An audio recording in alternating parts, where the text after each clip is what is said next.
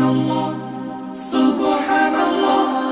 সফর সফর শহর শহর রোজানা রোজানা সময় কখন কোথায় দাঁড়ায় অজানা অজানা।